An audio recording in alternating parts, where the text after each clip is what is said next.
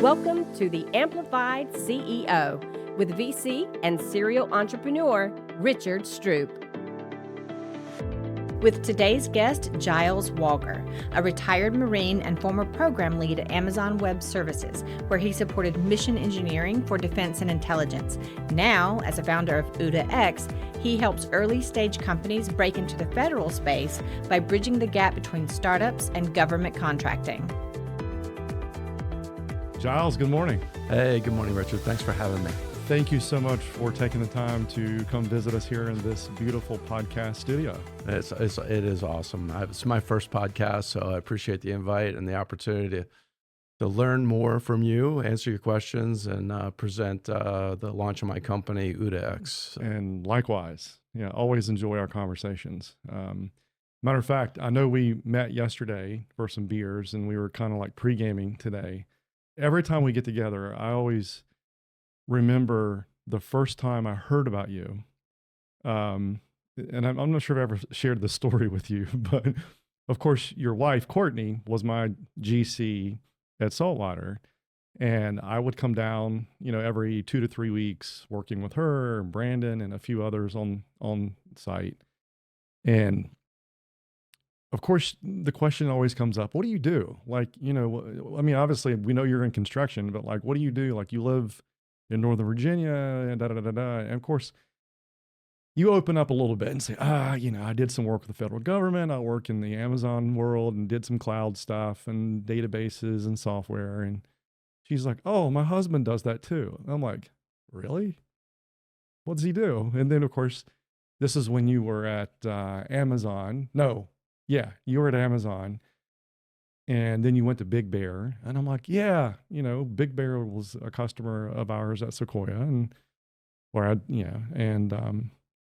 so she's like, oh, you got to meet him. I'm like, okay, cool. So then, of course, I'm talking to David, our mutual buddy, and said, hey, what do you know about this Giles guy? He sounds really cool. He's a tech guy like me, So the first thing he's like, don't F with him, man.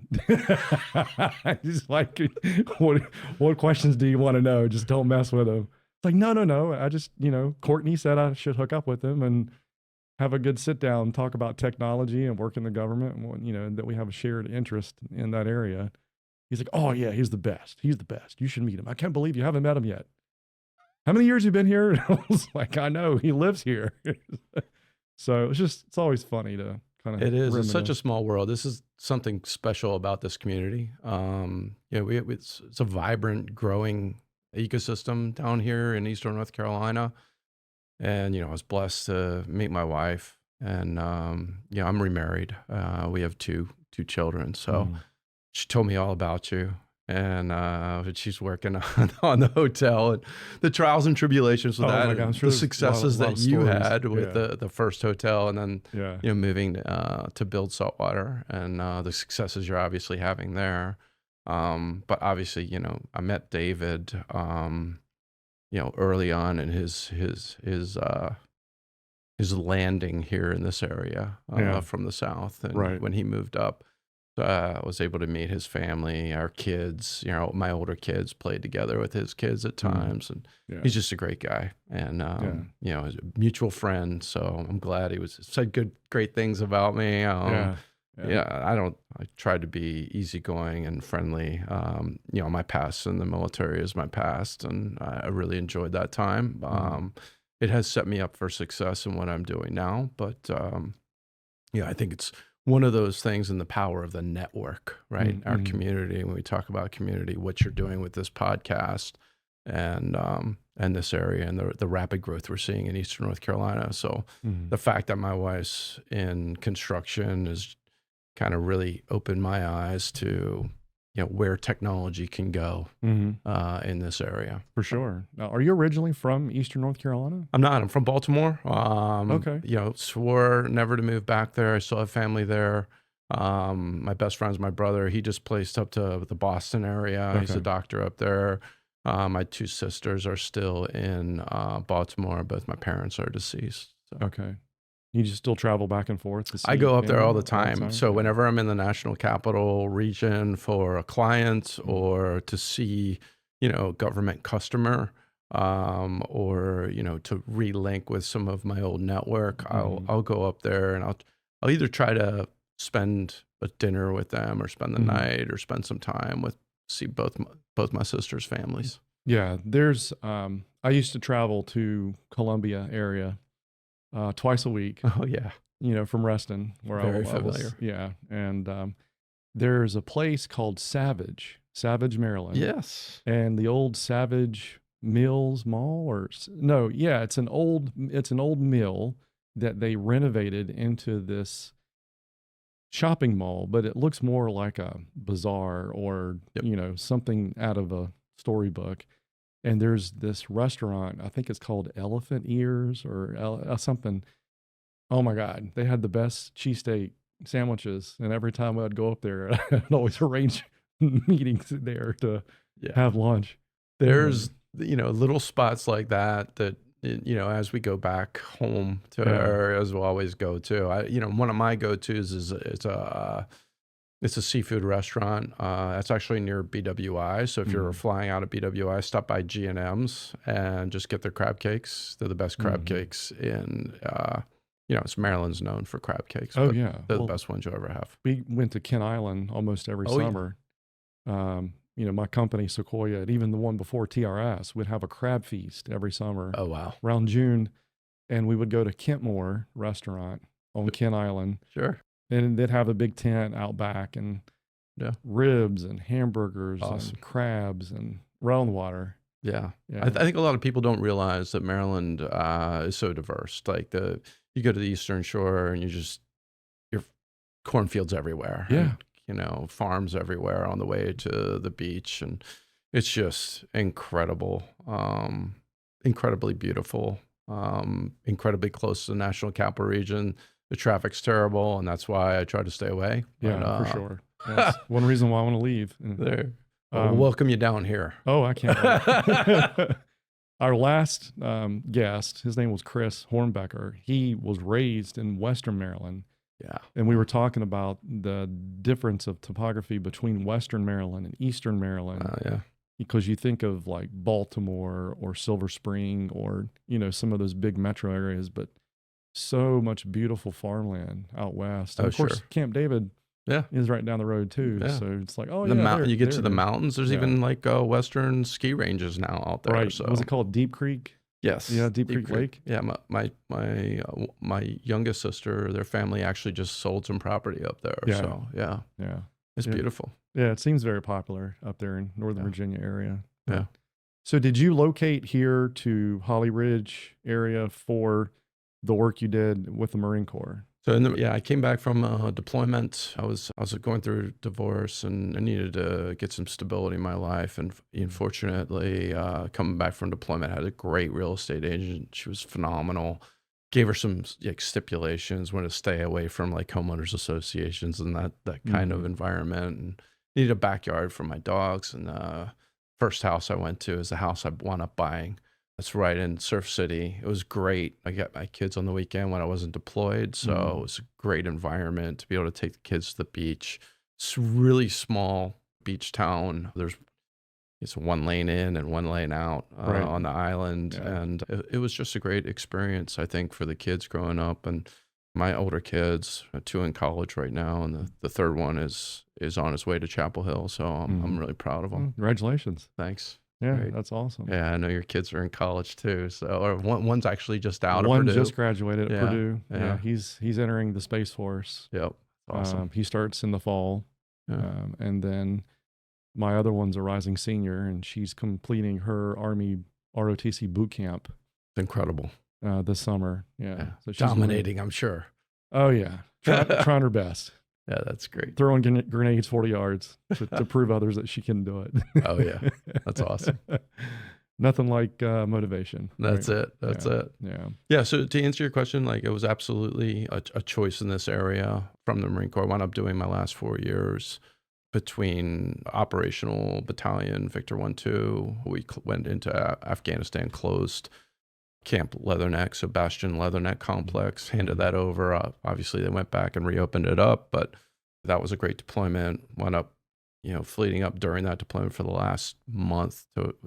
our battalion actually ran the task force to close that base for General U. And then we came back and we fleeted up to help General Savage, Colonel Savage, run 2nd Regiment, because he was 2nd Marine Regiment. He was forward on deployment. So, the battalion fleeted up to help run the Remain Behind regiment.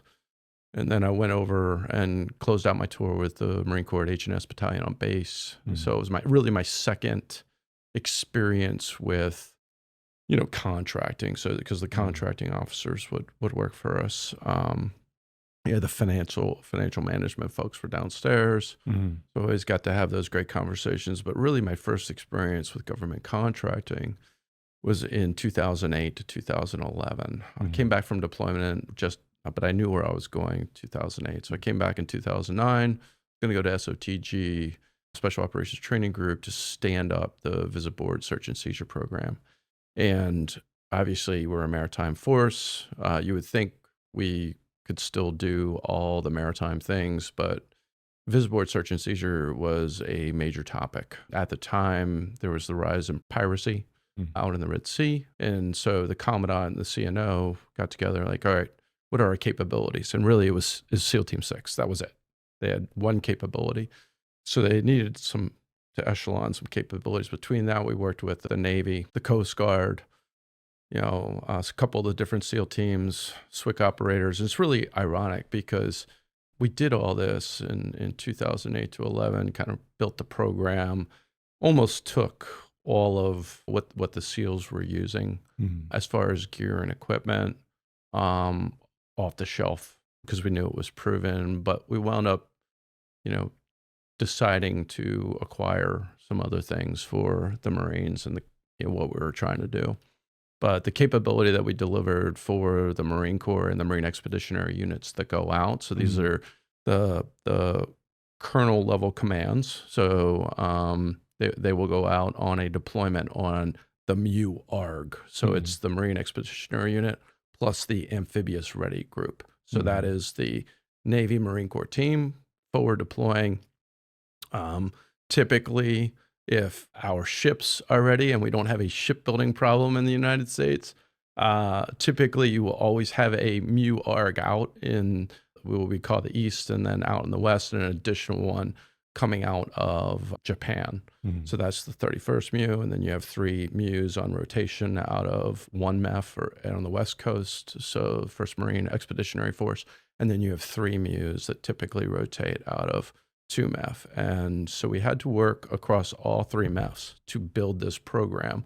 So full .mil-PF, from doctrine all the way to what facilities are we going to use. And this included gas and oil platforms all the way down off the coast of Alabama and Mobile, all the way out to doing site surveys in California. Is what are our training opportunities going to be? Where can we go? What are the underway capabilities that we can use as far as training facilities? When are we going to do live, top down, bottom up, near simultaneous raids? So fast rope in, hook and climb from a rib or an NSW SWCC craft on the side of a boat. And so the responsibility, so the task is a raid, a maritime raid. And so the assumption is that there could always be an opposed force. But to dial it back doctrinally, because the SEALs kept the opposed tasks, we just called it non-compliance. Right. To stay out of the special operations kind of SEAL Team 6 kind of capability, if that makes sense. Absolutely. But it's a unique experience because you spent most of your time on the operation side. It was. And so for that was actually an incredibly unique opportunity because I was with Special Operations Training Group. So I had all of the courses that we provided to the Force Recon Company. And so the platoon that would come from the Force Recon Company and the platoon that would come from the Recon Battalion. And additional to that, some of our MEU commanders wanted to add a security element. So basically, we were bringing back the MSPF, so the Maritime Special Purpose Force, which at the time, it was Colonel Donovan who was kind of really leading the charge on that. He had a lot of experience in the special operations community. So now, I don't know if you're familiar, but he's the deputy commander for SOCOM, right, and a 3-star now. So got to work with his MU and do some forward certifications out in the Mediterranean for that capability. But yeah, so we had some really forward-leaning colonels. And to get to your statement and answer that question, it was not just an operations and training responsibility, but because we were standing up a capability, we had to do that full .mil PF, which is required whenever you're standing up a program of record. Right. Unfortunately, how the MUs are funded, so we can talk about funding, but there's different ways to contract. MUs are funded with O&M money. So the challenge was not just doing the operations and training support, building the training templates of the courses and making sure that everything's synced, but finding the right program offices for the capabilities that we wanted to provide that MU commander. Right. Right. Because the MU commander would come in and his entire MU would be assigned at 210 days out. The training package started at 210 days out. Right. So he didn't have time to, hey, I want to, I need this other special thing. We had to make sure that it was already provided. Right. Was that frustrating for you? It was incredibly frustrating because obviously you have some reverse engineering. Yeah, you have program managers, obviously, Mark or Syscom, some of which at the time didn't want the Marine Corps doing visit board search and seizure. Right. Yeah, exactly. So you have stay in your swim lane. Yes, and absolutely. And then we're seeing kind of things as they affect the government right now with DOGE and personnel. It's very interesting. But our MEF commanding general was gapped. So I could be on a call with my CO or OIC at SOTG and the incoming, or who we thought was going to be the incoming. In one case, we thought another guy was going to become a general officer was going to be coming in, and it wasn't him. Wound up being another general officer. So we had one call, and we're like, got his guidance on where we're going to move the training package and the pre-deployment training requirements, and then another general officer was actually selected for the MEF. And so we had another call and new guidance. Right. Which Semper Gumby, right? So it's like one of those things. What do you have to, it's kind of like running a business, improvise, adapt, overcome. You're going to face these kind of friction points. You're going to get new guidance. There's a pivot that needs to occur. And, at 200 days out, like the training package is locked. Right. We're ordering ammunition. We've got contracts written, right? So it was incredibly fun. I share your similar experience working in government contracting and dealing with the frustration of just the bureaucratic process and the run and wait, fill out the application, do this, and you just want to do work. Like, sure, go order this software and install it and get it up and running. You could do this in a day, but nope. You have to go through process and procurement and 24-hour unit of work, probably in the government will take, a month or 6 weeks because of all these different processes. And sure, it's very inefficient. And I know you mentioned DOGE coming through and trying to work under the title of efficiency. I'm not sure how much efficient we've become because, like you mentioned, it's like it's the blueprint. It's built in the DNA. It's inherently just a bureaucratic machine. Very, very hard to kind of, turn things around or make it more agile to be more beneficial for execution, especially when you're talking about delivering products and services for theater, for the warfighter, who needs this ASAP, as things are changing all the time, just like this week. Yes, so, absolutely. And so it's one of those learning experiences for me has been learning the other services. So there's a reason, to your point, it's not just processes, it's also systems. There's a reason the commands that manage programs of record are called systems commands, because they're managing systems and systems of systems. As one of my beliefs, and the reason why my company exists, is you have to solve the problem for different personas. You have to solve the problem for the warfighter at the edge. You have to solve the problem for that program executive office and that program manager. And you have to solve the problem for that senior leader that cares. The senior leaders do care. They're clobbered with time. I remember countless conversations, whether on active duty or, in this kind of weird commercial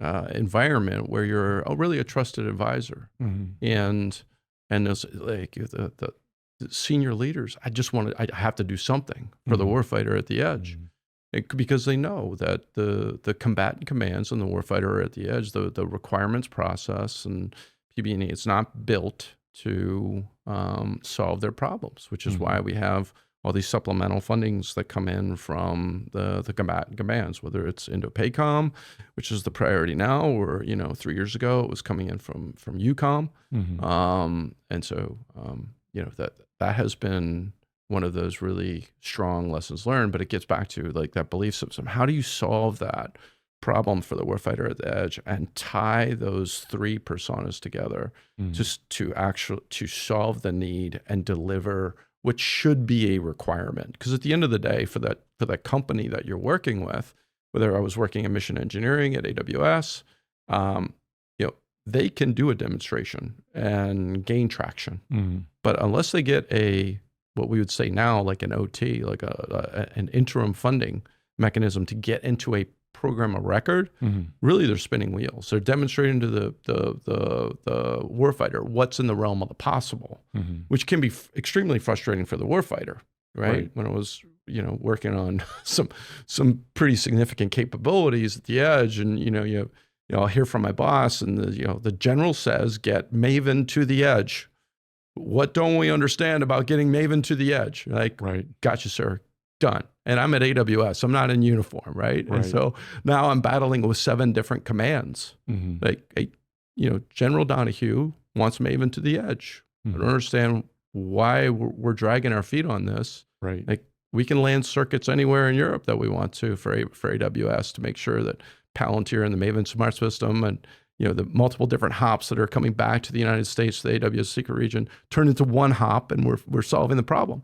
But getting 7 different commands and the Army and EUCOM all on the same page is not easy. And so you have to do the work. And these small companies, whether they're pre-Series A or you can go all the way up to pre-IPO, I mean, you have to learn from, these companies have to learn from what works. Palantir spent 20 years building what they have built. They're a product company. Anduril is a product company. If these companies are going to be product companies, they have to have engineers at the edge sitting next to the warfighter, getting that rapid feedback. And these guys are incredible. They'll go out to an exercise, or they'll be in real world operations, and there'll be a demand for a change to come in, and overnight they will engineer the solution and solve the problem. And a lot of the companies that I talk to don't realize that that is the expectation. We talk about how fast small companies, or these companies that are gaining a lot of investment, can move. They can move incredibly quickly. But it's a matter of tying those personas together, and then for the company culture to be willing to accept that risk. I'll put this person at the edge. We'll solve the problem. We'll invest in, SOCOM has Vulcan, right? Vulcan is a mechanism. It's a UI where the Department of Defense unit or formation can go in, or even Major Command can go in and say, we want to do a intelligence demonstration. Do you have a scout card first? So every company inside of Vulcan has a scout card, and their capability will match against general requirements. And so there's a way for these small companies to increase their matching score. It's not rocket science, but it's also not well known, right? Tie it into the doctrine of DoD. Tie your scout card and your capability into what are the current 17 priorities for the Department of Defense, starting with the border, right? Like, and how does your technology solve these problems? Be explicit in your scout card, and that increases your matching score. There's a lot of other things that increase your matching score. The quality of your video, the quality of your media, your marketing data, your quad chart. Like, and so for small companies and founders, especially the pre-series A's, they don't know. This is all like, how would you know this? Right? It's another element of the voodoo of selling to the government. And selling to the federal government and in this case DoD. So that's where really my company and why I exist is to help these small founders, small companies kind of abstract pain points away and provide capabilities that will help them. Yeah, and some of the companies I work with, because of course I've spent my career in the public sector, working for federal government. We talked about it. Now that I'm in the private sector, helping these startups like you kind of get to that Series A, realm, I always ask them, hey, do you want to work for the government? I know some people I can introduce you to, and you can maybe get some government contracts, some SBIR grants and so forth. And they're like, no, I don't want to go there, man. They're like, well, wait, why not? It's actually a pretty good area to expand your model, Government's a good customer. You just have to understand to work with them. Do you have your cage code? What? Do you have a DUNS number? Did you register on sam.gov? What the hell are you talking about? So like, well, some of these nomenclature things you have to complete, but it's like, if the government would just make it easier to work with them and not have such siloed systems and, oh, you must register here, got to talk to this person, fill out your financial disclosure form, fill out your, your foreign interest, control, whatever, making sure no foreign actors or shareholders of your company. I mean, but there's no cookbook or playbook to go by. You have to just either partner with somebody like yourself who knows exactly what avenues to go through to kind of check the box. It's very, unfortunate, because I understand, I agree with you. The government needs advanced technology, emerging technology at the edge ASAP. And if they make it incredibly hard to get there, then they're doing themselves a disservice. And then the, public will look at them like, well, why are we losing the AI race to China? Well, it takes twice as long to get technology to the place it needs to go. Yes. Well, how can we solve that problem? Let's just cut to the chase. Yeah. I think we're going to see some massive changes coming. I expect, I don't have a crystal ball. I don't think any of us do, but we know the administration is going to make it through these next round of DOGE cuts, so they're waiting for the government employees who are not going to return from, the COVID mandate. That's in July, right?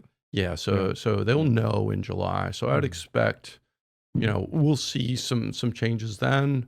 Yeah. I would, and it's on topic because, talk about like, okay, we're going to go through a second round of cuts. Well, people have responsibilities. You currently have some personnel that aren't, formally assigned with authorities. You have some nominations that have not been confirmed. And so there's plenty of people that are still in areas of responsibility. And they might not have all the authorities that go with those areas. So I think DoD CIO is moving aggressively. The guidance on ATOs and what, the Chief Digital Artificial Intelligence Office, it started, that organization started as JAIC, the Joint Artificial Intelligence Center. CDAO was kind of born out of the JAIC and the algorithmic warfare cross-functional team to do a number of different things. One was Maven, one was Advana, advancing analytics. Those are the two major AI programs. Interesting stories between both of those, but there are several others that they were working on.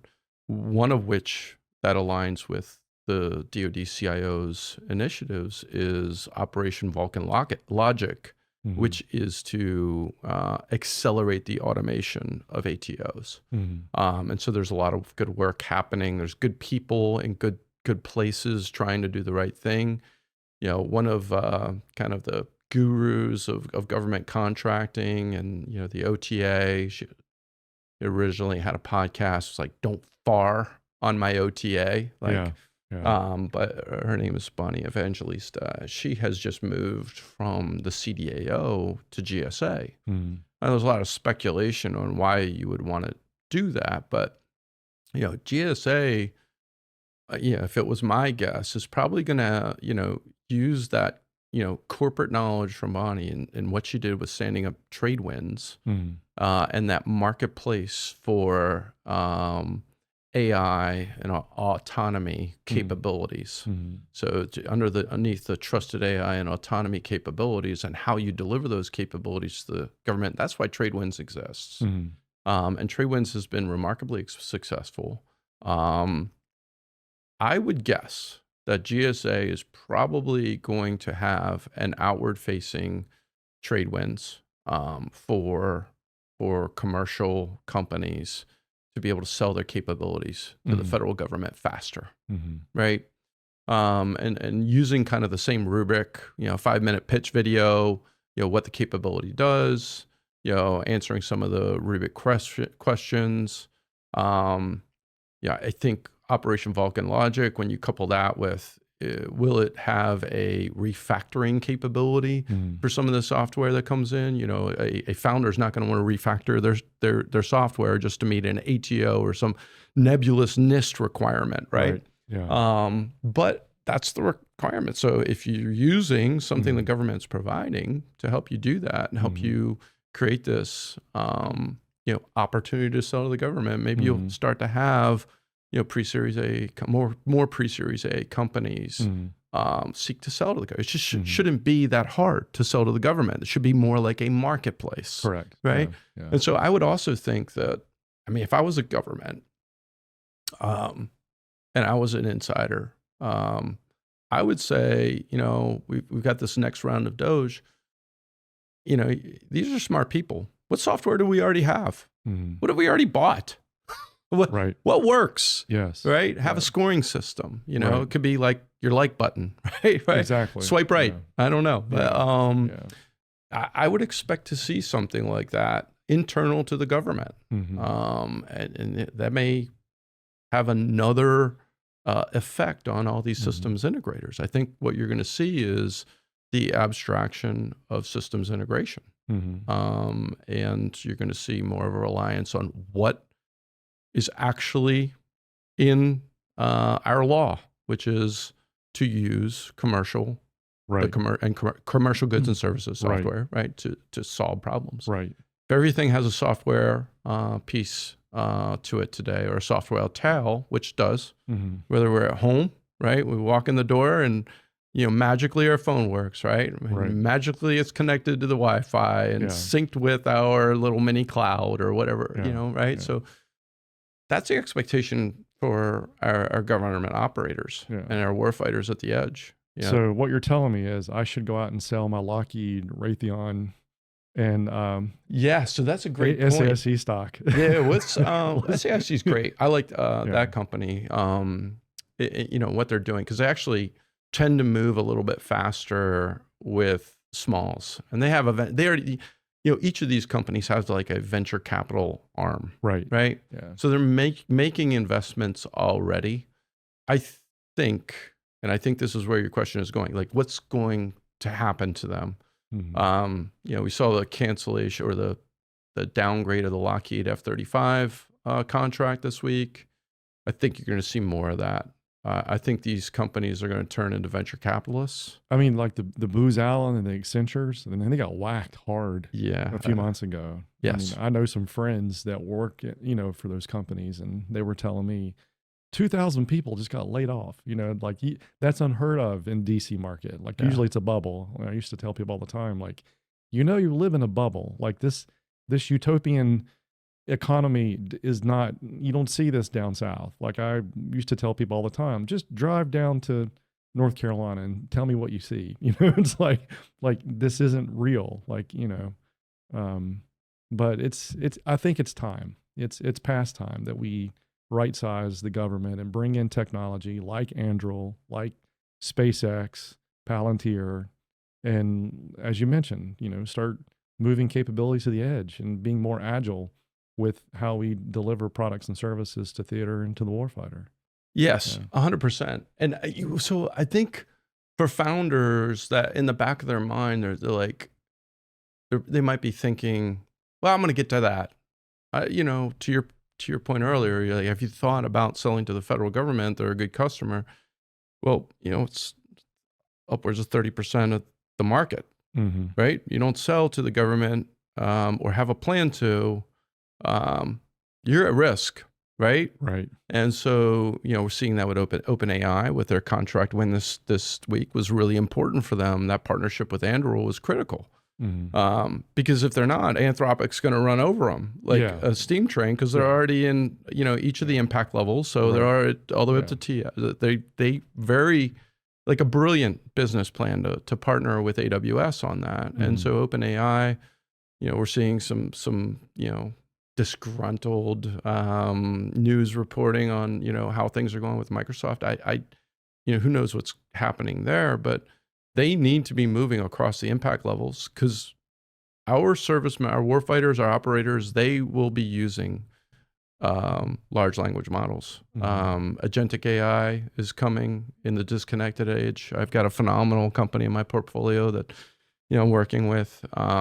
Just incredible capability. If you can send a swarm of AI agents against a problem, ingest your doctrine, ingest a warning order or even an order and literally spit out a common operational picture, common intelligence picture, logistics, contested logistics solution on a laptop in a disconnected environment, like it's unheard of. So it's only going to accelerate. It's one of those step changes to what comes next. Right. Yeah. I was having a conversation yesterday with a friend and I was explaining my thoughts on AI in the future and what the next 5 and 10 years is going to look like and why I'm personally making bets on companies in that space. And, I said, on one hand, you can kind of see the writing on the wall. And where the trend's your friend. So if it's heading that way, let's go ahead and make some bets and then adjust accordingly. But on the backside is that you feel bad because like if your bet comes in, then the American economy as you know it today is going to be drastically different. And that's not a good thing, Well, it might be. Right? Like changes are upon us every single day. Supply chains, maybe the economy, the way that we know it is going to change. Well, I would say the workforce. Yeah, absolutely. Yeah. And maybe the workforce and the way we educate our children and, with the expectation, like what's next? I'm really excited for Marines because they love to get their hands dirty and I can't wait to see what they do on base next, right? With their transition program, right? With supply chain, where these guys could be working on the semiconductor factories that are popping up in and I don't know why we're popping them up in Arizona, but with all their water shortages, but it's probably, the pace of the economy and industry where and how it's moving, really. I think the military has probably an edge in technology when we talk about like stealth capabilities, energetics when it comes to directed energy, but even hypersonics the military can't do anything with hypersonics without industry right now. And those other technologies, if it's stealth or, energetics, that's going to change quickly. Our national labs are still pumping out some incredible capabilities that are transitioned via SITR, but the SITR-SIBR process is broke. Like this, the administration, there are always things to be critical of, but they are moving at a pace that is going to require accountability. And if we're spending $2 billion on SIBRs in the DoD, what's the return on investment? Right. How many of those capabilities are returning into either full commercialization or adopted by a program of record? And the numbers are staggeringly low. NASA's numbers are pretty good, but you're only talking about a $45 million investment in our space economy. Right. So it's guys like you, right, in private equity and our VCs that are picking up the slack. Right. And so our government really needs to decide what it's going to be. And really, that's a congressional. It's not a bureaucratic decision. It's a congressional and a presidential-led decision on how we are going to be moving forward. Could it be scary to the American people? I think so. You talk about, we were talking last night about Skynet and, the rise of robotics, and that's the step change. AGI. So if we're talking about, AI agentics being a step change to AGI and this automated generalized intelligence and what that's going to look like, and the power of it is when you combine it with robotics, supply chain, and manufacturing. I want a human in the loop, even though that's not really a thing. We created that as a requirement. It's like there should be some leadership on the factory floor, making sure that those robots are doing what we want. Right. Yeah. Right. We've seen the videos of the robots fighting with their handlers in China. Right. We're kidding ourselves. Did you see the video? They're in the boxing ring. Oh yeah. The two robots were boxing each other. Like, what the hell? Well, they had one robot get pissed off at a concert, at a concert goer, and started wailing on a concert goer. And so I mean, I haven't been to a concert where there's a robot like that in America, right? So why aren't we, adopting robotics faster? Why, did you see the police ball that they have for their SWAT teams? And actually, it's for regular day policing. It's this ball that rolls around the city with it's full of sensors to help their police officers in China. I saw they have like a robot dog looking thing that walks around, like the Boston Dynamics dog. Yeah. I actually thought about buying one for saltwater. We've had some issues recently. Did you talk to Courtney about a German Shepherd? We have two German Shepherds, and we're babysitting a third right now. So dog sitting. It's a baby though. Yeah. We have golden doodles. Oh, there you go. Yeah, they're not too terribly aggressive. Yeah, so you don't get the glitter around the house. Right. Yeah, it's not glitter. Yeah, that's like that's dog hair. Right, exactly. Yeah. So it seems that your startup, your new company, is bridging the gap between two totally different cultures: startups and defense, DoD. Where one relies on speed and agility, and the other one kind of relies on risk and compliance. How are you navigating that? Yeah, it's great. Personally, I think the way you help solve those problems for founders, not trying to do it yourself. So for me, one is a recommendation on the things that we're going to go after, right? And then two, it's partnerships. And so I'm in obviously some partnership negotiations right now with some companies, but assigned Second Front systems out of the gate. Second Front is awesome, and helps companies with that ATO, right? And at each of the impact levels. So some good friends there. Came to know that company even better when I worked at Defense Unicorns. Great company. All the companies are AWS, Big Bear, AI, Defense Unicorns. Couldn't say enough positive things about the people, the culture. Things didn't work out with Defense Unicorns, and some contracts. We said the government's a great customer. Customer can be fickle. There can be some timing issues, right? There's a difference between being awarded on a contract and actually receiving that revenue, right? So is that contract executed, right? Is it final sign off? And, so a lot of times these companies, they'll make big bets. Big bets are good. I, as a small company and for my founders, I'm making smaller bets on technology. I think I told you yesterday, I have my own matching tool for opportunities, and I've started a subscription model to make it easier for companies to kind of get started with OODAx. What can they afford? There's a lot of great tools out there. There's the industry standard, which is GovWin, and that's not a great tool. You could put in some, matching criteria into that platform, and it is literally the industry standard.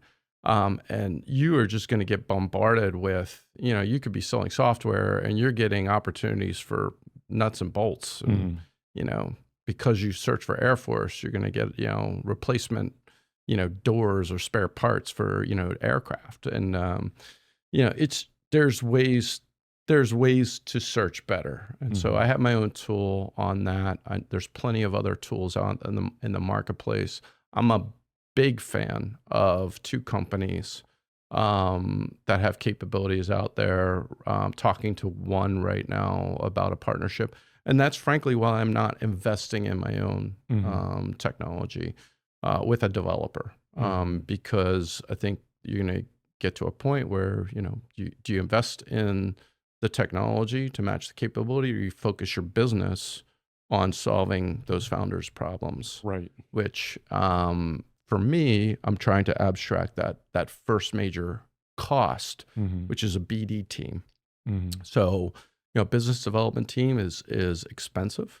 A business development professional in the National Capital Region is going to command a significant salary and total compensation package. Oh, yes. And, what are you going to get as a startup founder out of that individual with a very specific niche capability?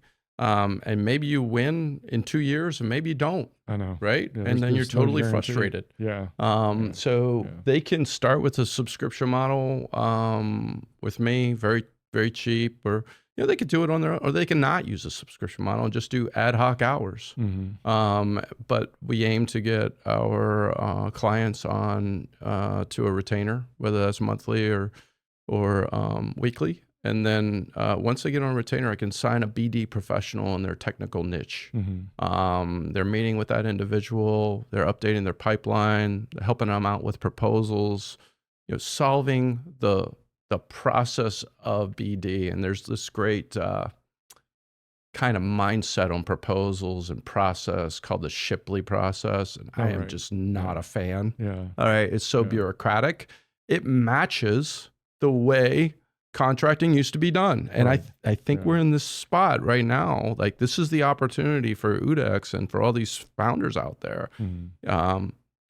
The commercial solutions opportunity or offering, and the BAAs and the other transaction authority money that's out there is their bridge, right? To crossing either that initial valley or that middle oasis in the valley of death, or get all the way across that valley of death, or, in the commercial world, they call it crossing the chasm, right? Getting from that first MVP to your actual, client satisfaction with their product delivery, right? Exactly. So, for the DoD and for the government, that's getting on a program of record, right? And so you have a movement afoot, which starting at the SecDef, and there's a bunch of accelerated innovation pathway funding capabilities as well that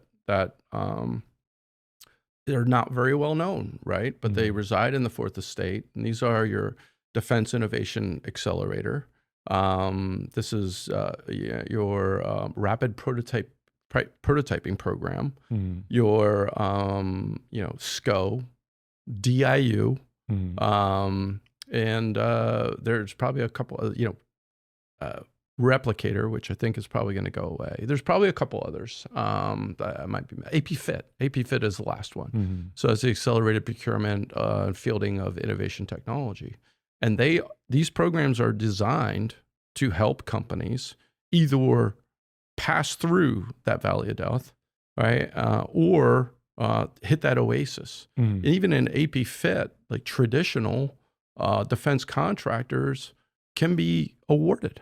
So if these companies pass through the valley of death and they make it to like what's considered big status, but they haven't received a certain number or value of awards in that fiscal year, they could be eligible for APFit, which is $10 to $50 million contract, right, through these programs. So we'd be kidding ourselves unless the startup founder has experience selling to the DoD or prior experience selling to the DoD, we'd be kidding ourselves to expect them to understand these different mechanisms and this process and how they can accelerate with the U.S. government. Where do you see the biggest gaps or choke points in the DoD innovation pipeline? Sure, that's fair. So the critical technologies. There's lots of criticism out there. Frankly, it's supply chain resources, right? Like we've got to unhinge ourselves from the way that we've done things in the past. If we've got critical rare earths or we've got critical resources and on protected property, we've got to use that. Bottom line, we've got to build our reindustrialization and our manufacturing base back in America. I think we've all learned that the Thomas Friedman and enlargement and engagement, all these theories of how perfect the world should be, it's not reality, and we got to rebuild our industrial base in this country. We're seeing the effects of some of these companies, and these effects and the ramifications are in all sectors of our life, right? Whether it's example would be Cummins, right? Cummins is headquartered in Indiana, right? And so Cummins is totally dependent on China right now. They cannot produce product out if they didn't have their supply chain in China. We're seeing that in Carrier, right? I just outfitted my house on the island. I know we talked about your air conditioning problem. Yeah, got a Daikin, right? Japanese company. They're taking market share from Carrier like it's cool. Ford, they moved a lot of their manufacturing base out of China to relocate it to Mexico. But it's with Chinese labor. And so it's like, right. What's the point? Yeah. It's like, what are we doing? Right? You're a major U.S. company. There's got to be some alignment. Is the problem skills or is it cost? Cost of labor or the I think it's the commitment. Really, is what they've done. Is companies have committed. So I think some of it's cost. What they think that cost is. But I would say, like, if you have to reshore after making a commitment, I don't know what Apple's costs are to reshore a lot of their industrial supply chain to India, and Indonesia, but they're doing it.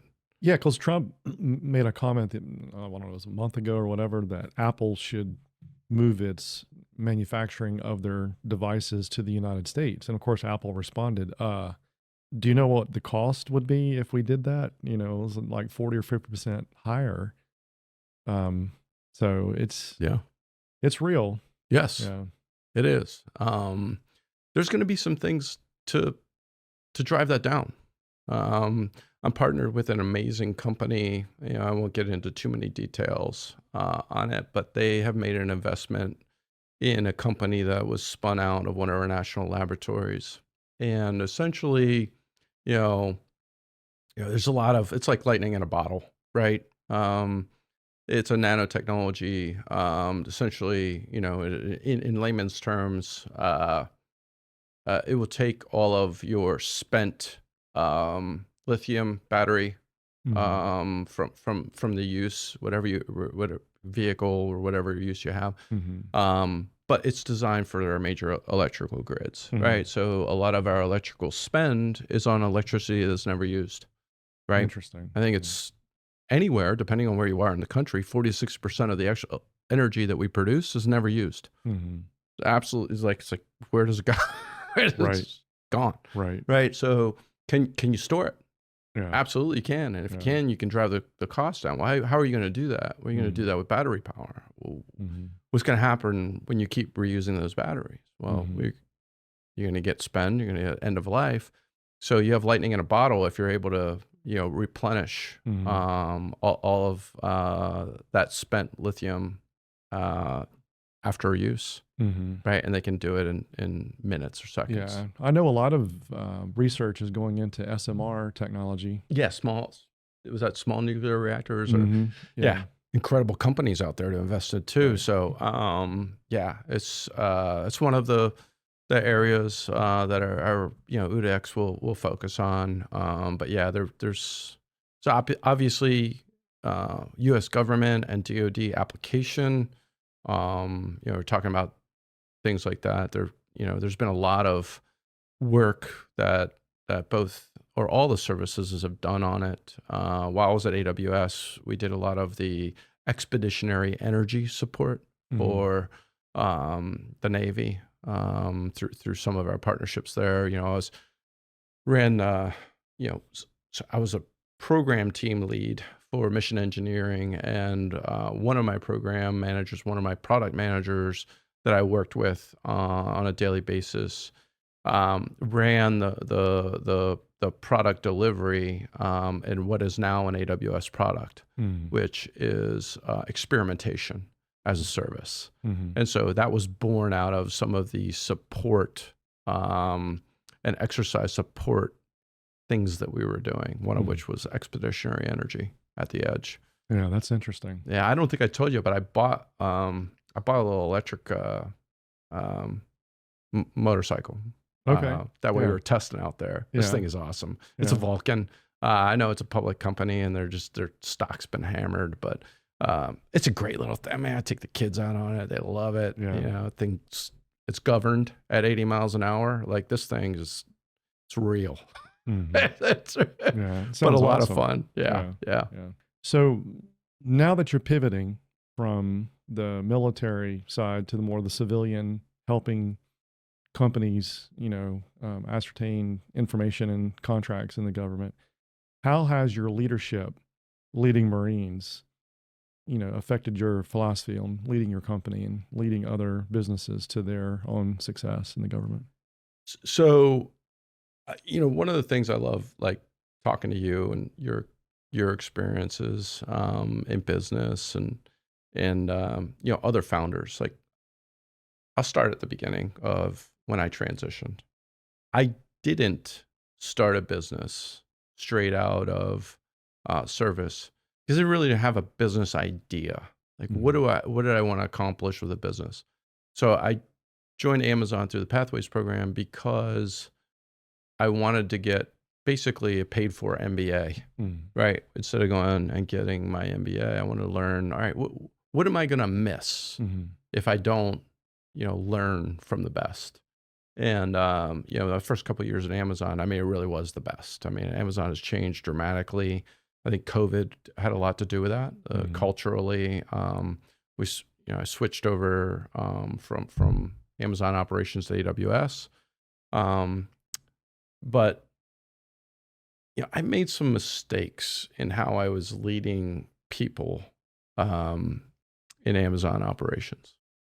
And it wasn't because of stress. Sometimes it was, I was just being honest, free communication, right?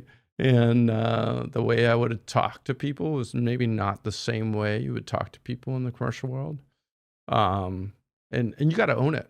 If you make a mistake in the commercial world, and I know I did. I remember talking to I was basically moved into a promotion, and I went back to my old shift, and they were underperforming, and I had said something that was, I didn't think of it at the time as being derogatory, but I was like, guys, I'm watching the shift. I see you guys, what you're doing. You're talking and carrying around like it's, still like you're still the number one shift in the building, and you're not. You guys are the worst performing shift. And Colin's over here trying to do everything he can. We're short an operations manager. And that's why I'm here today. Like, I'm trying to figure out, like, how can we, do some of these things better? And, some of the senior, and these are hourly employees, but they're all, not all, most of the senior people that I relied on essentially to run that shift, because that's how Amazon works. They took offense. They came up afterwards. They're like, Giles, we love you. You can't talk to us like that. You need to pull us aside first and have this conversation, not do it publicly. And I was like, you know what? I know this. In the Marine Corps, we talk this about commend in public, and if you're going to reprieve in private, right, or correct in private. And so it was just this, one of those things I hadn't really thought too well through. I was frustrated, and I think sometimes we let emotions get in the way. I think to answer your question, how has my leadership style kind of changed? Well, fortunately, right now I have 1099s, right? So I don't have employees. I got to treat them like they're business owners, because they are business owners. And all of my clients are business owners. And so I think the things that I learned from Amazon that carry over are the same things that I knew from the Marine Corps. And growing up Catholic, Christian, treat other people as you would want to be treated. One of the things that I always looked at the rank structure in the Marine Corps is like, these guys will listen, but maybe they won't.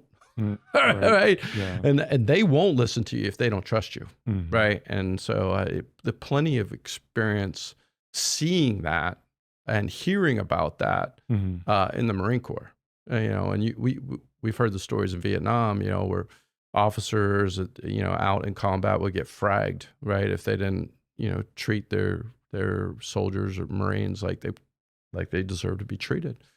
And some of those bases is just how we're brought up. Whether you're a team sport player, I know you play football. I grew up playing lacrosse. My dad was a coach, so you saw it firsthand. It's I think that's the number one thing. Be humble. I probably wasn't as patient when I first got out.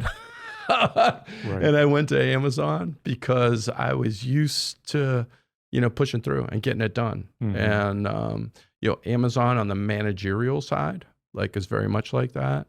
But, a lot of the performance metrics that drove that business, because, in retail, you're talking about very slim margins. Operations was, the stories of operations and how, Amazon North American customer fulfillment operations used to run are real. Right. It was incredible. What our associates did, the belief in customer obsession, diving deep into your metrics and really understanding your business and how, a slight change in, just where you might be working in a building could affect 15 minutes of performance for, an element of your workforce. You're sending people home if they wanted to go home early. It can save you a lot of money in the business. We're pinching pennies in Amazon, and AWS is just not that culture. It's just the culture at AWS is not the same. The leadership there was not the same. The client problems was completely different, because then I was back to working, on intelligence and DoD classified problems and and unclassified problems. It was huge learning experience. I think the great things about what the Marine Corps, and services prepare leaders for are kind of like they might sound like buzzwords, but it's that improvise, adapt, and overcome. understand your business. I was an advisor. I couldn't go into, a province in Iraq or Afghanistan that I or my people didn't understand. Right. That's understanding from, the culture to the language to, who our friends were, who to trust, right? The threats, who we were working with, creating those relationships. And so whether that was, bilateral with, our partners, or that was, fellow Marines or coalition force or State Department. And so it's really working across those relationships. And that's, no different than business. What recommendations would you give fellow veterans who are transitioning to civilian life from military to follow your path or just kind of integrate themselves for success in the civilian sector? Yeah, that is a great question. I think it's a fair question to expand that to all the government service personnel that have just, potentially lost their jobs. Especially, you look at the government service personnel that lost their jobs, and you think about like some of these like kids that just accepted government work. Right. And they're like, I'm going to start my first job. It's going to be with the government. No, you're not. And they got whacked. Right. You got whacked. Yeah. Right. So I would say this, that whether you have experience or not, if business is in your blood or there's an inkling there to start a business, form an LLC. For the veterans, like how that could play out, whether they do a trade or, they get into construction or, another fast growing industry in the area that they're going to wind up moving to. If you start an LLC and you're a veteran and I'm free on weekends, or I could go out and be a role player, right? There's role playing gigs out there, for staffers that can pay pretty well. And then even for, individual role playing, if you're going to do, combat triage or whatever, be a role player in one of those organizations, it's hourly, but they pay your airfare, they cover your food. It's another way to supplement your income. And you put that in an LLC instead of taking that income as W-2. Right. Yeah. Then you're actually going to start building a little nest egg to do what you really want to do, right? And maybe you don't know what you want to do, right?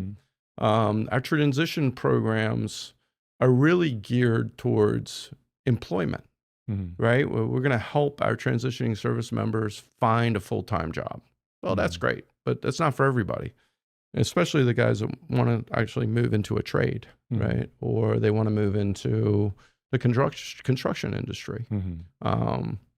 The certifications that you can currently get for free through some incredible nonprofits like, Syracuse University's Institute for Veterans and Military Families. They're all technical on, like what we would know, Security A+, it runs the gamut. Like you can get Google certifications, AWS, it's all free, right? They can get PMP. I actually did the PMP program, and oh my gosh, like I met some of the PMP guys, and I was like, oh my God, this is where like military decision making and planning, and our process is incredible. Yeah, it's a rigorous course. And our rapid, so R2P2, rapid response planning process, incredible. And so I started going through PMP. I was like, man, this is bureaucratic. Like this is how programs are actually managed in the government. Right. This is why the process is broken. Exactly. Like I do not want to do this. Right. Yeah. So when I was interviewing, I think, the last piece of advice I would give is, this is the long story short, why I told the PMP story, is really figure out what certifications you can invest your time in, right? Ask the question when you're interviewing, is this certification valued at AWS or Amazon? The answer at Amazon was no. So I was like, I'm done. Not doing it. Yeah. I'm done. Right. Yeah. Right. You don't value. But then they said, well, if you ever move to AWS, they value it there. And so I talked to the program manager on base. He's like, yeah, just finish the program. Yeah. Yeah, don't worry. Yeah, like, all right, I'm out. Right. Yeah. So I did, but I wish I had invested my time in a different certification. That was a mistake. So if others can learn from that, I hope they do. But I would say start a business. You know more than you think you know. Find mentors, and it used to be like find a mentor, and they're like, what does that mean? Just find people you can talk to. If you know you want to move into a certain industry, let's say you don't. There are free mentorship programs that are out there, whether it's American Corporate Partners or Hire Heroes USA. But find mentors and like leverage that. Get on LinkedIn, leverage the network. Find people to talk to learn about the industries that you're interested in going into. Because having those, 50 cups of coffee, 500 cups of coffee, or however many that you need to have digitally or in person, is how you're going to learn. So that's like, one of those like catch-alls, like you have to have a learning mindset, right? Whether it's, I've got a skills gap in getting a certification, or I don't know anything about this industry. I think the last thing in their communication approach is to be humble. There's a lot of, I've had a couple of these experiences where the service member was upset because I had to reschedule. And I was like, dude, this is how it is. Right. Business comes first. You're important. Your service was important, and you're important to me, and I'm going to get back to you. But you're rescheduled. Yeah. So I never rescheduled anyone personally for a personal commitment. But if it was Amazon or AWS, I often did that. If you ever consider doing like a 2-day boot camp on educating lessons learned, best practices for transition for militaries and the civilian, I'd love to partner with you on that. Oh my gosh, that'd be great. We could do it right here in Surf City. Yeah. I do it. I didn't tell. I've never told you this. I volunteer on base, and I used to give seminars. Like they pull in some business folks. When I was in Amazon operations in AWS, I used to go in. And they have these, it's called TRS, Transition Readiness Seminar. And then they have the Executive Transition Seminar. So they pull me in and I give, the 45-minute overview of Amazon and AWS, or Big Bear when I was there. And then, I just haven't done it recently, but I used to do that all the time. I'd be happy to do it. Yeah. Yeah, I mean, we could either go on site or even Northern Virginia, 100%. So. Actually, you know what? I was thinking about your hotel last night, not because I live right next door. I was like, you know what? I got to tell Richard, like business idea wise, you guys can market that with all the reservists coming in, market it on base. And, a lot of these guys, when they get reserve orders, they'd love to bring their families down for a week or week. They're on 2-week orders. Right. We have a military discount. Boom. We have a standing military discount. So maybe I'll find some of the MCCS POCs for you that I have. And I'll push them to you so you can engage on that. Yeah. Going back to the companies that you support with OODAx, are they veteran-owned businesses or? Ironically, I think the reason why he was like my first client. So I finished working on. Basically when I was told I was Rift, I was like, I'm starting my own company. This is the greatest opportunity I've ever had. And so by Monday, I called Terrence and he was the CEO of Dream Factory. And I was like, oh my God, Dream Factory. When I learned about Dream Factory at Defense Unicorns, I was like, man, like this is the answer. Right? It's a REST API platform. So unlocking databases and legacy systems. There's 165 legacy systems in the U.S. government. Just sitting there. Right? That systems integrators have just been milking, for just it's COBOL. We can solve that. You're the only company that can. Right? And so, at any rate, Dream Factory, when I got the brief on, I was like, holy smokes. So I called Terrence. I was like, hey, I just got riffed at Defense Unicorns. Would love to work with you. He's like, let's talk on Monday. And literally signed him on Monday. And that's great. Been working with him ever since. Yeah. But I tell you that because he was a naval intel officer. And, so I signed him. The other company I told you about, Dunedin, that they're also, I got company GuidePad, which is platform as data at runtime, like incredible capability, right? They are run by a prior government contractor. The founder there, the other founder is just incredibly brilliant from academia and business.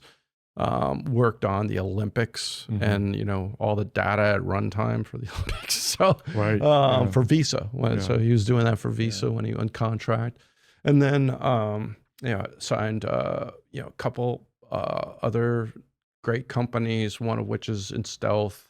They'll probably come out of stealth in October, September. But think of a problem for, we have solutions in industry for data in transit. We have solutions for data at rest. What about the actual application and the data in process? Right. And so he's got proprietary IP and a solution for that. So super excited about that company. Obviously talked about Dunedin Systems. I have another company, Prometheus Intelligence, that I work with, or ProIntel. ProIntel is great. They have a hardware and software solution for, it's an agentic AI. So it's to help service members, DHS members, or whoever might be doing an interview. So if you think at the border, they're doing just tactical questioning or an interview. It can help that individual through that process. Do you vet the technology before you put it in your portfolio? Yes, okay. I vet the clients and their technology before I decide to work with them. So there's a level of success that you've already kind of generated in your own mind as far as like, I can help you. I understand the client. Yes, I know their need. Your technology is a great fit. Let's get going. Yes. 100%. So it's almost as if like you've created your own InQtel to some degree. Well, except so you're not investing. Yes, the model is going to be built to that. Well, I would tell you, depends on the contract. I may be invested, or I may be investing. Or another idea, you could have a pool of VCs ready to invest some seed capital. Okay. So now you're getting into the growth of, what is the growth of OODAx and the platform? Yeah. Absolutely. We talk about like legs of a stool. If it's a 3-legged stool, I would say this abstracting problems for startups to accelerate them into government, right? So that might be BD as a service, but there's going to be some other things that we do there to help those companies functionally deliver their capability, right? Another leg of the stool is going to be those affiliations and partnerships. So, I think I told you I'm partnered and affiliated with the military veteran, incredible organization. They do placement of veterans. They have, access to the pipeline of service to school, which is a nonprofit that, they work together with, and you have, veterans going to the top 25 MBA programs in the United States, and they come out and where are we going to work, right? So it might be through opportunities with the military veteran. It could not, right? It's like go out in the marketplace on their own. But through that organization, one of the founders of Service to School and the Military Veteran is Tim Shaw. Tim works at Context VC, and I've just been blessed to have a good relationship with him and his team. I've got another partnership, and through that partnership, they work with some other venture capitalists on extremely high end. If we drop names, like you would instantly know who they are. And then, I got Second Front Systems and a couple others that are in the works right now. That's great. Are you familiar with a group called Moonshot Capital? Oh yeah, Moonshot Capital. So Kelly? They're great. Harpoon Ventures, Larson. So they're military focused. Oh, they're incredible. Startups. Scout Ventures. They're great. One of the people I work with in military veteran, along with Tim Shaw, has like a ton of experience in the VC world. So I'll index off asking her questions when we get to that point. In fact, you're putting nuggets in my head. Like, should be a great person that I can bring on, to help me with you, down the road. That's awesome. Yeah. So you mentioned AI a few times here, and I know we talked about it last night. What is your thoughts on the vision of autonomous AI and how it's going to change for the good, the DoD innovation pipeline and landscape? Yes, I think we're seeing it right now. I think it's at work right now. Whether they use it in trade winds, in matching capabilities. I know Vulcan. We talked about the SOCOM kind of front door, and the front door is a great analogy. Like, what is the front door for a company to work with the U.S. government or DoD? There isn't one, right? There's so many different front doors, and that's really SAM.gov. There's 46 different open APIs that you can pull, right? Opportunities from. Then you could have an account at Vulcan with SOCOM, or all of the entities that are using that. It's not just SOCOM. It started with SOCOM, but managing all this is cumbersome to a startup. But the question is really like, how is the government going to use AI and really AGI? I'm not sure on AGI. I don't want to necessarily go. They're using AI now on matching. One of the opportunities we answered at when I was at Defense User Conference, it was OUSD ANS, so Acquisition and Sustainment, was looking for a capability to match commercial technologies to either requirements or ideas. Right. And it was called the Concierge Project. And so, we submitted, like, this is how you could do it. There are companies that can deliver on that right now. Use Rogue and what that company is able to do in matching is incredible. But there are AI tools that the government can use internally. There are marketplaces that are already using a rubric and AI. They have what we talked about last night, a human in the loop. I think you're going to see, the future is, I think you're seeing it now. Human in the loop was kind of written in as a requirement or an idea. It's not a true requirement. And you're seeing industry pick up on what the government is laying down. And the government is starting to walk backwards from having a human in the loop, which presents some risk when we start talking about AI and how data is labeled, right? And at this point, data is labeled with agents and AI at scale, and so trusted AI is built off of this, right? Is AI going to be smart enough in the future to relabel data? Right? We're talking about AGI at this point. Yeah. Have you? Absolutely. Yeah. Right? The risks, if we can think of the problem, so can AI. Right. Right? And so the danger is when AI and AGI can outthink us at scale. Yeah. Right. And you hear Sam Altman, they're like, it's around the corner. It's on us. There's so much that you can abstract. So one of those things, like I talked to, some of my companies, another is Ava Watts. Incredible. We talk about data labeling. I signed to Ava Watts 2 months ago, and they have a capability. It's little bit more robust than what Scale AI has, but it can accelerate the delivery of AI models, right? Because it automates data labeling in a trusted way, right? And it's just these companies that are out there, government may know about it, government may not. They're going to use AI to learn about it, right? Yeah. Which could present problems, right? Yeah. Which AI are they using? Exactly. What is known about these companies, right? Yeah. What are the companies advertising that's not real, right? We've lived that world, right? Right? It's like, have you vetted these capabilities? It's a great question. You have to vet the capability, because there's plenty of founders out there that might talk about, vapor, whether it's in software, could be vaporware, could be hardware. It doesn't do what it says. Yeah. A lot of these founders, like in the hardware business, are using the trusted supply chain. What's that?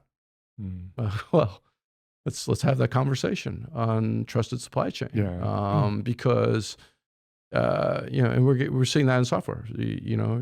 CMMC. Right. And, do you have your ATO? Do you have a plan for your, a lot of times now it'll be, do you have your plan for your ATO, or do you have interim, it's like access authorization, your provisional ATOs, things like that. So, plenty of obstacles for founders, right now, but I think, the question is, will the government be using AI to help, make sense of all this? I think they already are.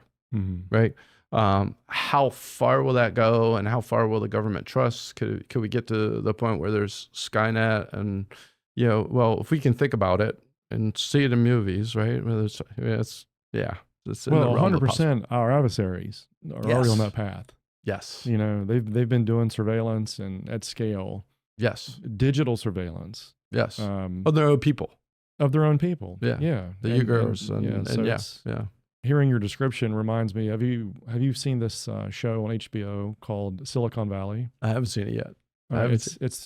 It's before its time. It's really, really funny. But there's one scene where the software developer creates its own AI bot, and he told the AI bot to go clean up all the bugs in the code. It erased every bit of software. What could go wrong? And the founder's like freaking out, like, what the hell happened? How come your AI bot erased all of the code? Like, where did it go? He says, well, I guess it thought the most efficient way to clean the bugs was to delete the software. It's clean. But it's true. Like, those type of things need to be properly vetted, and because you can't, as you're what you said, you have to have a human in the loop to oversee, monitor, adapt, and maintain, because otherwise these computers are going to run at scale, and it's going to be out of control. The fact that they're walking that back, though, it's not alarming, but it's like, I think the government, I don't think the government knows. It hasn't been like communicated. There's no like message to observer, right? We say like message to observer. So there's no, I can only imagine some of the calls that I was on early on, I would hear government representatives, military members, senior leaders say, I want to know when something was generated by AI. Like everything at some point is going to have some bit of AI in it. So, what's in the realm of the possible? I don't know if we know what we're in for. What AI tools do you use for your business? As far as LLMs, my favorite.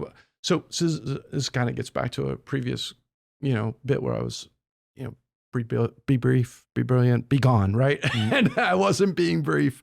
So when I was at Defense Unicorns, there was a question on like whether or not we were going to start using AI and LLMs on our proposals, and it was more of a conversation than a direction. And we started playing with it. Some of the guys were open about whether or not they were playing with it, and some of them weren't. But I mean, it's incredible. I hadn't used Perplexity at that time. So ChatGPT first, wasn't really impressed. It's gotten really good. ChatGPT is really good. Yeah, 4 and 4.5 are pretty decent. I'm using 4.5. Yeah. Perplexity is incredible to give you summaries, and but if you're going to write your white paper, or you're going to write, my recommendation to companies is to start use the LLMs for your outline. Tweak it. Yeah. A lot of times what you'll see, and I don't know why, but just the way it works is they'll offer like strategic impact at the very end of this it'll be like right before the summary, right? It'll do like a technical, matching. So your technical attribute matching. And then there'll be like strategic impact. I mean, these companies need to know you have to put, when you're talking to the DoD, your strategic input or strategic impact up front. Right. That's going to be maybe the only paragraph that is ever read. Right. And that's the other thing that the, founders should realize, like spend a lot of time on a 30-page proposal or a 5-page white paper or, 10-page white, probably a paragraph, or it's going in and to AI and you're getting a summary out of it. Right. Right. Yeah. So what do you want that to look like? And so they could use a small language model on their own devices to see what that output will be. That's a technique. Right. Yeah. So what I use, Grok is amazing. ChatGPT and Grok, and then Perplexity. Those are my go-tos. How about Claude? Yeah, I'm going to probably. I haven't. I was actually thinking about using Claude Sonnet just to run my matching tool through. Yeah. To clean this up, clean this garbage up. Yeah. But it is interesting. Like I'll use it, those tools you described, I'll throw things up in there that I've already analyzed. And I'm like, okay, analyze this. Tell me, what am I missing? Like, what are the gaps? Give me a summary and tell me what, if you were a VC, what would you be asking and what would you look for? Oh, incredible. That's great. And it actually does a pretty good job. Like, it'll throw some interesting things like, and I'm like, okay, bounce that off of the 2030 projections in this industry or whatever, the TAM, is this something that you think is going to be niche-y or is it going to have some traction? It does a fairly good job. That's awesome. Yeah. I didn't see thought of it even preparing from the VC for this end. podcast. Like, really? Yeah. Wow. I'll say, tell me everything about Giles, and it spits out a bunch of information. I'm like, oh, that's interesting. Expand on his background in the Marine Corps, Wow. Or, tell me some questions to ask him on a podcast. Now, I mean, a couple of these questions did come from ChatGPT for the record. Yeah. That's so cool. Yeah. But it's interesting because I think it leans more on our creativity. Yeah. Like, let's focus on the prompts. You give me a really good prompt. Yeah. That's absolutely right. So for the GovCon conversation, that is, like absolutely, that's like, so like one of my tactics, techniques, and procedures and proposals. And this is, a conversation I have with the biz ops gal over at Dream Factory. When I'm done with the drafts and I've got their input, like the last step in the process is send it back through ChatGPT. Like, if you're a contracting officer in the Air Force, and you receive this for what's your key takeaways? Right. Right. And if it's not giving me the key takeaways that match the requirements in the solicitation, we haven't done a very good job. Right. Right. Yeah. And so it's an honesty trace. What we, goes back to were you prepared to start a business coming out of the Marine Corps? Honesty trace is a concept where, when you go out on a patrol, or you plan a patrol, or you're going out to see, for a key leader engagement. But typically for a patrol, what routes did I use? Right. This is the route. Use this X, Y, and Z. And then the honesty trace basically is, all right, you come back from your operation and you say, all right, this was our planned route. This is where we actually went. Right. So now you have the data where the next time you're looking at, all right, I'm going to plan my route so I don't go strike an IED, right, on a route that I have used previously. Mm-hmm. Sometimes, our military members are, they're restricted by the terrain or, right. The routes available. Right. But same thing in business. Mm-hmm. You have to have a clear honesty trace. This is what I plan to do. This is what I actually did. Mm-hmm. Does it match the intent of, right? And then does it prepare me for the next iteration? That's right. What lessons should I learn going forward? Yeah. Yeah. Well, I appreciate you dropping by, having this conversation, and just explaining your background and your business and all the interesting things that you're doing. So congratulations on your success. It's phenomenal. How can clients reach you if anybody's listening to this podcast and they're interested in using your services? Sure. They can reach out to me on email. So it's my first name, Giles, so giles.walger, WALGER, at OODAx, so OODAx.net. Mm-hmm. The URL is the same. It's https OODAx.net. Wonderful to get some feedback on the website, because I just finished that. I had a really good mentor get me through the logo and a lot of the design work, because I was a little bit off center.